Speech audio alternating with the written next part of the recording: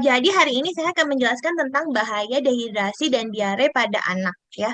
Jadi emang ini kesannya diare ini kan kayak penyakit yang cukup sering ya sama anak-anak, tapi pada prakteknya ternyata banyak juga bunda-bunda yang gampang panik jadinya pada saat anak diare. Sebenarnya apa sih yang harus dilakukan dan apa bahayanya apabila diare ini tidak segera kita tata laksana? Oke, sebelumnya kita harus tahu dulu tuh, Bun, apa sih arti diare itu sendiri? Jadi diare itu adalah suatu keadaan frekuensi dari buang air besar itu lebih dari 4 kali pada bayi atau 3 kali pada anak yang lebih besar. Konsistensinya harus encer, dapat disertai atau tanpa darah atau lendir. Kan kadang-kadang ada tuh yang diarenya ada darahnya atau lendirnya, tapi kadang-kadang ada juga yang enggak. Jadi benar-benar cuman air aja gitu ya. Nah, diare ini ternyata WHO sendiri atau Organisasi Dunia melaporkan kalau udah 525 anak balita meninggal setiap tahunnya akibat diare. Sebagian besar diare ini berlangsungnya cuma sebentar tuh, Bun, kayak 7 hari aja. Dan bisa sembuh sendiri. Cuman pada saat sembuh itu kadang-kadang anaknya dehidrasi dan misalnya dehidrasinya tidak tertangani, akhirnya bisa menyebabkan kematian. Hanya 10% yang berlanjut sampai 14 hari. Oke, penyebabnya ya Bun ya. Penyebabnya diare itu sebenarnya banyak. Yang pertama infeksi. Pasti itu yang paling banyak pada anak-anak di bawah 5 tahun. Infeksinya sendiri bisa macam-macam, nanti saya jelasin lagi. Nah, kalau keracunan biasanya ini pada anak-anak yang lebih besar, Bun. Jadi misalnya dia salah makan, terus dia jajan di sekolahan, ternyata jajanannya itu sudah ada bakteri atau lain-lain yang menyebabkan dia keracunan. Kalau obat-obatan ini biasanya pada anak-anak yang mempunyai penyakit dasar tertentu dan dia harus minum obat-obatan secara rutin sehingga obat-obatan tersebut salah satu efeknya adalah menyebabkan diare. Yang keempat itu adalah alergi. Ini juga sering terjadi dan sangat sulit diatasi karena alergi tertinggi pada anak di bawah umur 2 tahun itu adalah alergi susu sapi ya. Jadi Bunda pasti pernah dengar anak-anak yang dapat susu formula itu biasanya alergi susu sapinya tuh berat. Jadi dia beberapa anak sih nggak semuanya itu biasanya dia alergi susu sapi akhirnya dia jadi diare dan susunya harus diganti dan lain-lain. Kalau kelainan saluran cerna itu biasanya anaknya itu ada ciri-cirinya. Jadi bukan anak-anak yang sehat biasanya. Kelainan saluran cerna itu ada sesuatu di saluran cernanya yang menyebabkan dia tidak bisa menyerap air sehingga dia airnya tuh keluar seperti diare terus. Contohnya misalnya hisprung yang tidak kelainan hisprung misalnya gitu ya yang tidak teratasi dan kelainan-kelainan lain. Nah, ini yang paling sering yang diomongin ya, Bun. Karena kalau ngomonginnya semuanya nanti pusing, yang jadinya ada galau. Jadi penyebab diare infeksi ini bisa virus, bisa bakteri, bisa parasit. Kalau virus, dia penyebab tersering ini adalah yang menyebabkan kematian adalah diare karena virus dan ini adalah contohnya rotavirus. Jadi rotavirus ini saking berbahayanya sampai akhirnya dia itu dibuat sebagai suatu imunisasi. Jadi ada imunisasi yang memang diberikan pada anak untuk mencegah rotavirus. Kenapa sih? Karena rotavirus itu hampir sampai 70% ya penyebab diare pada anak yang di bawah 2 tahun. Rotavirus ini sifatnya invasif, Bunda. Jadi dia masuk ke saluran cerna si anak, merusak fili-fili usus. Fili-fili usus tuh kayak tangan-tangan usus yang fungsinya buat nyerap-nyerap semua nutrisi sama dia dirusak, diganti sama sel-sel baru, fili baru yang masih muda yang nggak bisa nyerap. Akhirnya diarenya makin parah, biasanya gitu. Kalau bakteri itu penyebab terseringnya adalah E. coli dan Campylobacter jejuni. Itu biasanya juga E. coli itu dari ini ya Bun, fekal oral. Misalnya kita higienitasnya kurang bagus, terus makan nggak jelas, megang-megang, nggak cuci tangan, dimakan jadi diare, biasanya gitu.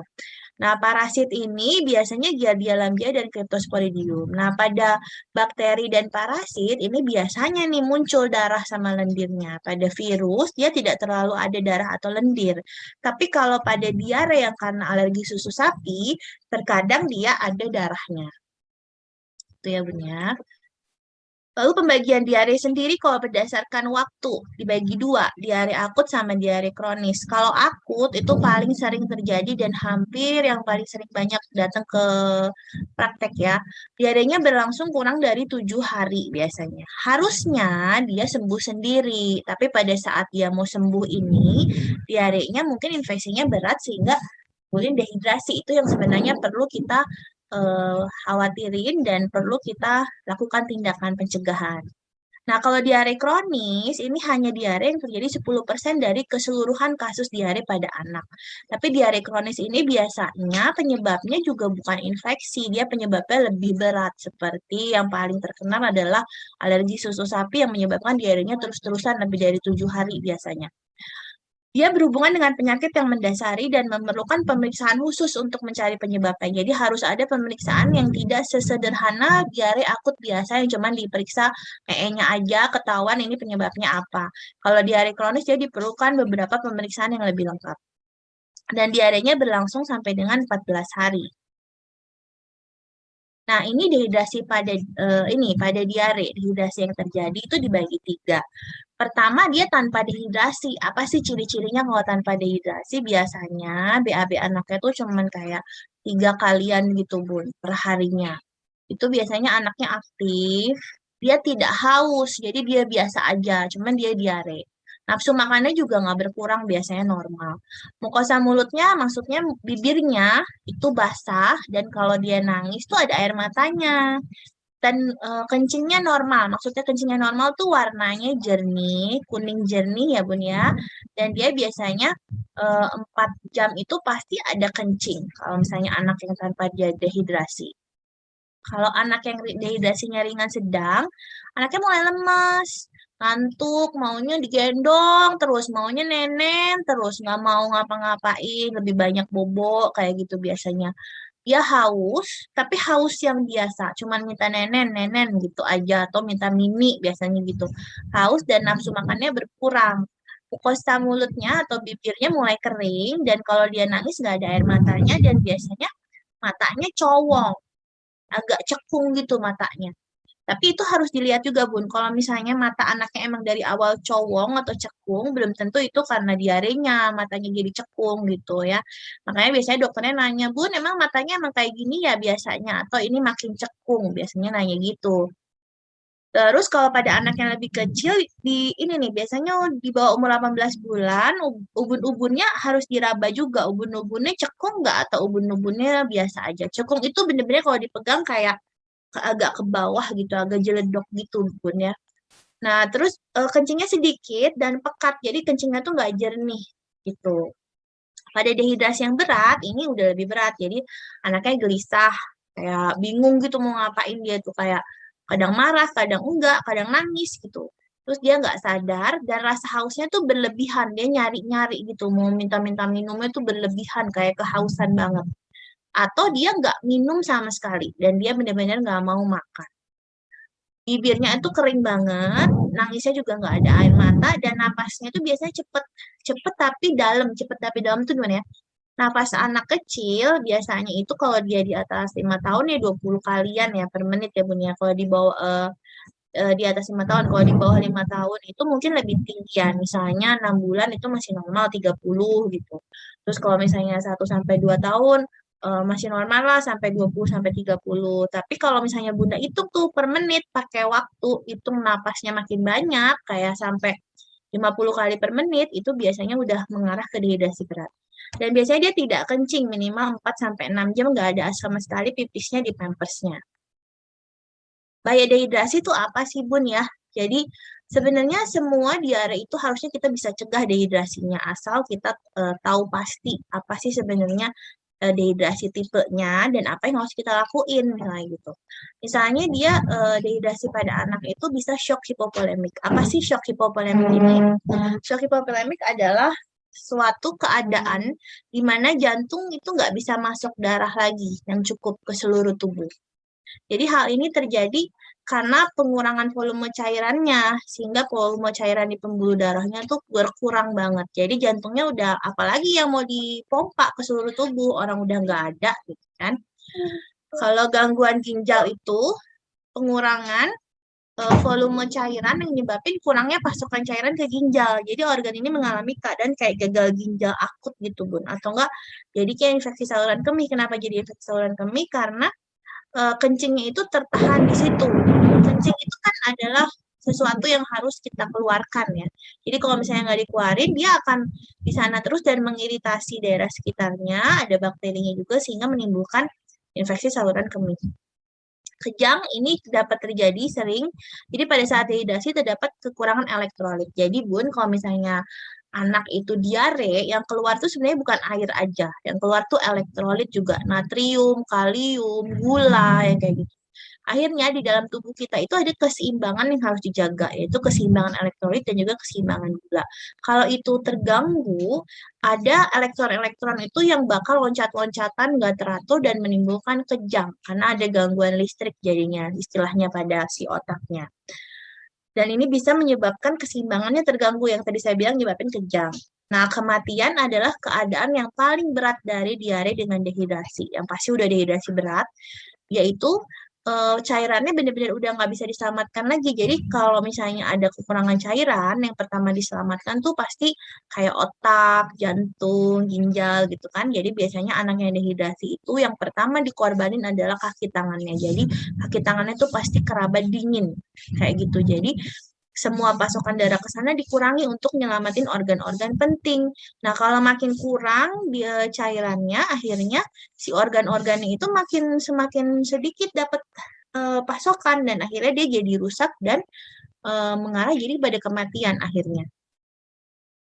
Nah, ini adalah 5 lintas diare yang harus diketahui. Ini tuh sebenarnya sangat sederhana, tapi ini sering dilupain gitu. Jadi sekarang ini pemerintah mulai lagi menggembor-gemborkan tentang 5 lintas diare, yaitu pertama teruskan ASI atau pengganti ASI dan cairan. Cairan rehidrasi. Jadi anaknya harus yang dehidrasi, kita rehidrasi. Rehidrasi artinya kita kasih cairan lagi supaya dia nggak dehidrasi.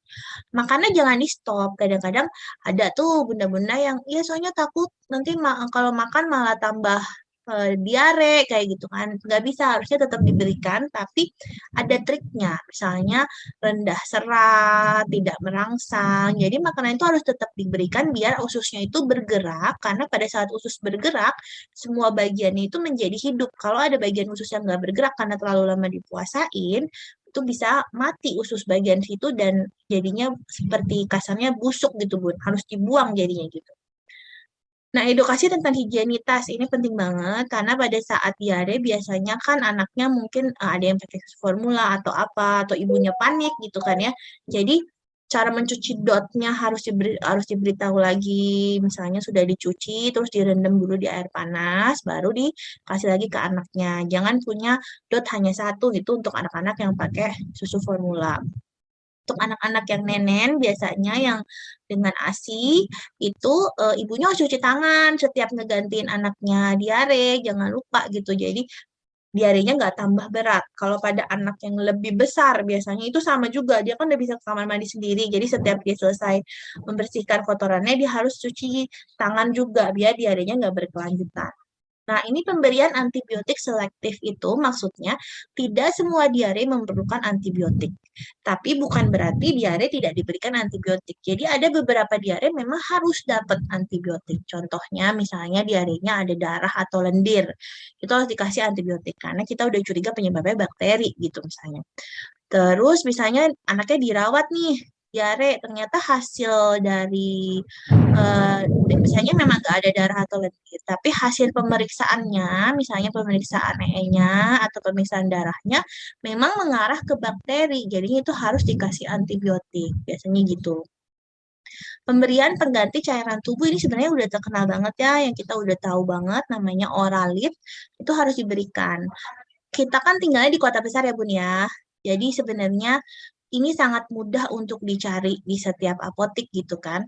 Jadi kalau kita tinggalnya di tempat kayak yang terpencil gitu, mungkin masih bisa kita cari dengan air tajin, air kelapa misalnya gitu. Tapi kalau tinggalnya di kota besar, ya mendingan dicarinya yang sudah ada. Kenapa harus yang cairan tubuh yang memang dianjurkan kayak Oralit gitu? Karena dalam Oralit itu sudah lengkap semua elektrolit, gula, dan lain-lain yang sesuai berat jenisnya dengan berat jenis pembuluh darah kita sehingga lebih mudah untuk dikasih ke anaknya dan bertahan lebih lama di pembuluh darah.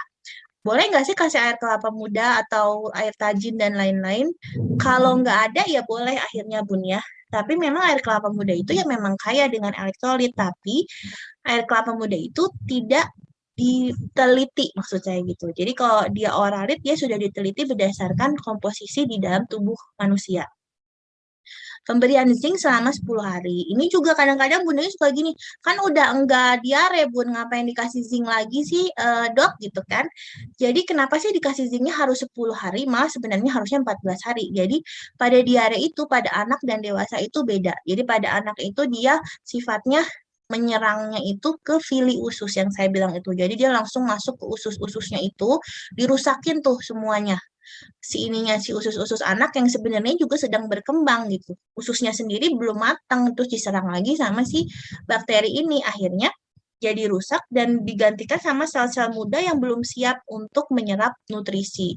Zinc ini fungsinya adalah untuk memberikan ini apa perbaikan pada fili-fili usus itu. Dia langsung masuk ke fili usus yang rusak, dia mengstimulasi untuk si fili ususnya itu menjadi lebih baik lagi dan menjadi bisa menyerap nutrisi yang seharusnya masuk gitu kan. Jadi dikasihnya harus memang 10 hari dan 14 hari. Kenapa 10 hari? Itu sudah diteliti juga ternyata memang memerlukan waktu 10 hari dengan dosis yang sudah disesuaikan untuk membenarkan semua kerusakan yang terjadi.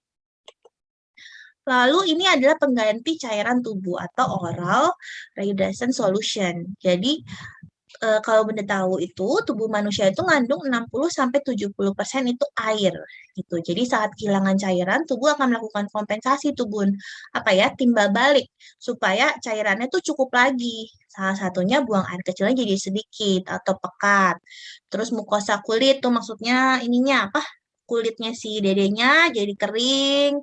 Terus kayak kalau dicubit harusnya baliknya cepet jadi baliknya lama, bibirnya kering dan anaknya semakin haus sebagai kompensasi dari cukup cairannya yang nggak cukup gitu. Nah, berat jenis dan komposisi cairan tubuh yang sangat spesifik yang saya bilang, jadi cairan tubuh di tubuh kita itu spesifik banget. Natriumnya segini, kaliumnya segini, gulanya harus ada segini. Itu nggak cukup kalau dengan air putih biasa. Tapi kalau nggak ada gimana dok ya air putih? Menggantinya air putih. Tapi kalau misalnya kayak masih bisa ke apotek buat beli, ya harus yang pengganti cairan tubuh kalau bisa ya bun ya. Lalu ini adalah penggayaan cairan tubuh yang saya bilang tadi. Jadi ini oralit yang ada di puskesmas ya. Jadi oralit itu ada oralit lama sama yang oralit formula baru nih sekarang yang sudah beredar. Bedanya apa? Dia osmolaritas. Osmolaritasnya itu adalah berat jenisnya. Jadi berat jenisnya pembuluh darah kita itu adalah sekitar 259 sampai 289 harusnya masuk. Nah, yang ini tuh katanya terlalu tinggi nih, Bun, yang lama. Jadinya masuklah yang ini, yang 245 belas jenisnya. Dan tadi saya bilang spesifik ini, natriumnya udah diukur, natrium sitratnya udah diukur, kaliumnya udah diukur, glukosanya diukur. Jadi, diare itu nggak sesederhana cuman ngeluarin air. Jadi, di air itu ada macam-macam elektrolit dan glukosa yang keluar di mana yang keluar itu nyebabin keseimbangan di tubuh kita juga terganggu. Jadi kita harus ngasih lagi dari luar biar balik lagi keseimbangannya gitu. Kurang lebih ya kasarnya. Lalu pencegahan diare yang mudah nih, yang sederhana selain dari tadi 5 lintas diare itu adalah mencegah higienitas diri dan alat makan minum yang tadi saya bilang, mengkonsumsi makanan yang sudah matang atau sudah dimasak. Pemberian ASI selama minimal 6 bulan dan yang paling penting itu memang suka terlewat adalah pemberian vaksinasi rotavirus. Itu kali ya Bun ya. Terima kasih ya. Salam sehat selalu.